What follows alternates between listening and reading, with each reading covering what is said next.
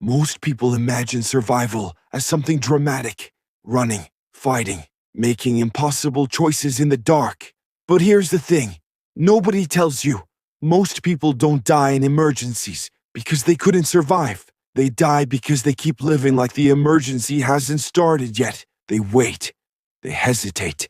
They assume someone else is about to fix it, and by the time they realize nothing is coming, the window that mattered is already gone.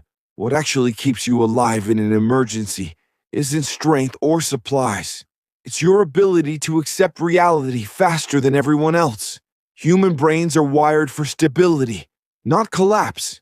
When systems fail, your mind tries to protect you by pretending this is temporary. Psychologists call it normalcy bias. It's the reason people sit in silent houses during blackouts, checking phones with no signal, convinced power will return any minute. It's why evacuation orders get ignored.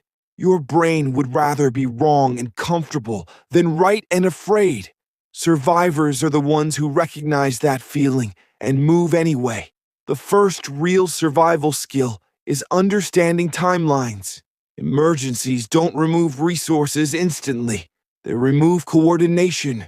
Water still flows for a while. Stores still have food for a while. Roads still work for a while. But those systems rely on pressure, fuel, and people showing up to work. Once that momentum slows, recovery becomes exponentially harder. Survivors think in hours, not days. They act while systems still have inertia. That's not panic. That's logistics. Another thing that keeps people alive is managing energy. Not just physically, but mentally. Stress drains judgment faster than hunger drains strength. Every decision costs focus, and emergencies demand hundreds of them. Survivors reduce decision fatigue early. They create simple rules. Drink water before thirst. Rest before exhaustion. Eat predictably. This protects the brain's ability to reason. Under prolonged stress, the part of your brain responsible for planning literally shuts down. People don't become reckless on purpose. They become tired. Staying mentally sharp is a survival advantage. This section is based on practical field survival experience rather than formal academic sources. Comfort is another trap.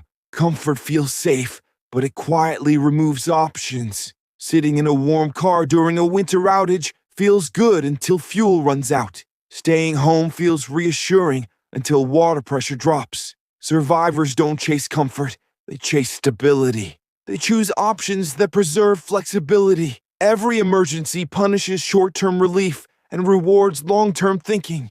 The people who last are always asking one question: what does this choice cost me later? Social behavior also changes survival outcomes more than people expect. Emergencies don't instantly turn everyone violent, but they do increase uncertainty. Survivors become selective, not isolated. They observe who communicates clearly, who exaggerates, who stays calm.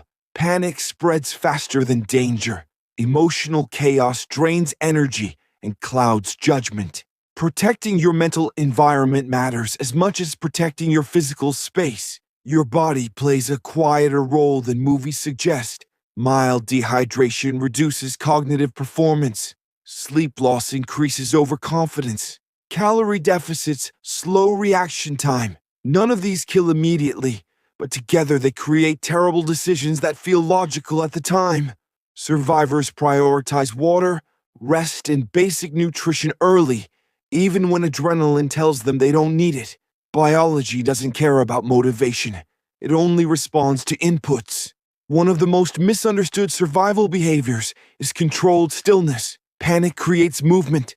Survival creates direction. Survivors pause intentionally. They gather information. They let risks reveal themselves. Movement without purpose wastes energy and increases exposure. Stillness, when chosen deliberately, preserves strength and awareness. Freezing is paralysis. Waiting is strategy. The difference is intention. And finally, identity matters more than most people realize. People who survive emergencies adapt who they are quickly. Office worker becomes planner. Driver becomes navigator.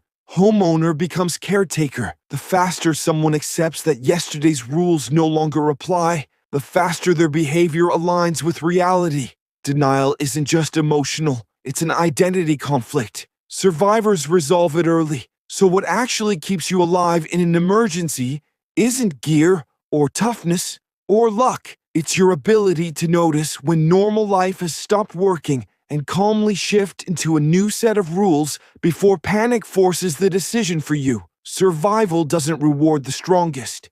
It rewards the clearest.